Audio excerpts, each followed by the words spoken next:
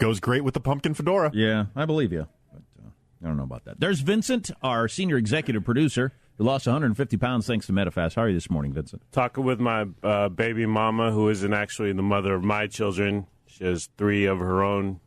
Right. That are racially mixed. But I'm happy to hear that you're still talking, because I thought maybe because you said you went to the Clizub over the weekend and were looking for the hottest divorced woman in there. Yeah. And so I thought maybe things were on the outs, but I'm glad to hear that's okay. Yeah, it's a whole nother thing. But Gotcha. We're talking about, our wacky schedule, especially me and Marshall. We get here at 2, 2 a.m. Yeah. And what time I wake up, et cetera, et cetera. And it turns out, so we started talking about her schedule, and it turns out that because she has an iPhone, and I guess you can set multiple alarms. Yes, you can. On there. Mm-hmm. And so on a regular weekday morning to wake up for work, she sets 4 different alarms. 6, 6:30, 6:45, and 7. And 7 is when she actually wakes up. So she sets 4 separate alarms, and then she actually wakes up on the 4th one, which to me seems insane, doesn't it? Here's my alarm setting for today and every day. Yeah. 4:44, 4:51, 4:58, 5:03, 5:06, and 5:09. So your phone goes off 5 different times? I usually get up before the last several, but yeah, I do that too. I know it's stupid. You cheat yourself out of, it sounds like in her case, like quite a bit of sleep. Yeah. You cheat yourself out of quite a bit of sleep, but some of us, for whatever reason, just can't get up on the first alarm. Why not? Well, then set it for the when you should or need to get up. I don't understand the snooze alarm in general. I understand the snooze button. I get it. It makes no sense. You're cheating yourself of deep REM sleep. All right. And getting a little surface extra few minutes of sleep that does you no actual good. You're kidding yourself. You're lying to yourself. Yes, that is true. Like when we talked about the whole Louis C.K. thing. You're absolutely right. There's studies where that actually makes you more tired. That's so obvious. I don't even need to do a study. Obviously, that makes you more tired. You cheat yourself of deep. I'm in deep REM sleep, and my alarm goes off, and then I hit the snooze for like 20 minutes. Well, that's 20 minutes I could have been in deep REM sleep, right? I'd be more rested instead of this kind of half awake, half asleep. Not just that, but so it's not just the missed sleep, it's the restarting your sleep cycle by doing the nap again, and then it just kind of recycles and throws your whole body off. It's a terrible idea. It's also a terrible idea to drink 18 Coors Lights before you go to bed, but I used to do that all the time, too. So, Jack, why don't you just set one alarm for the latest time, for the last time? Because I'm an idiot. No, I'm agreeing with you. It's a terrible idea.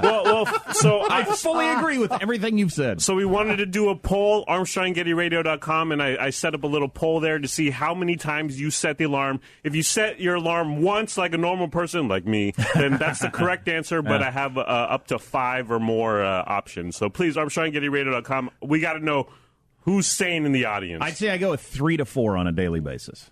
Yeah, me too. 3 to 4. What's wrong with you people? There's Marshall Phillips, who does our news every day and has never been to a Walmart. How are you, Marshall? Oh, boy, so much territory. So, now, yesterday, when we were saying our final thoughts, I did bring up the fact that Vincent had made a reveal. He had said something during the show that nobody else seemed to pick up on. Slipped by all of us but you. Until this morning. The reveal was that he went to the Clubsicle, or the Clubus. The Clubsicle. The Clubus. He was looking all the Mac. What now? Clubsicle. I'm 100% using that from now on.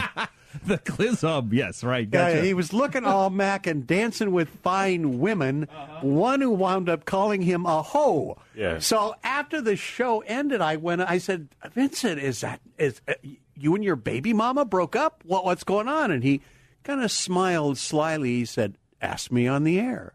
So, Vincent, I know you've already brought up your baby mama once again, so I am assuming you have some sort of open relationship. She's not my girlfriend, Marshall. Mm.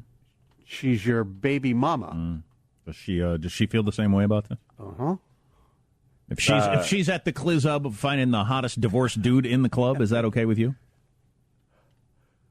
She won't. I see. Okay. That pretty much says it all.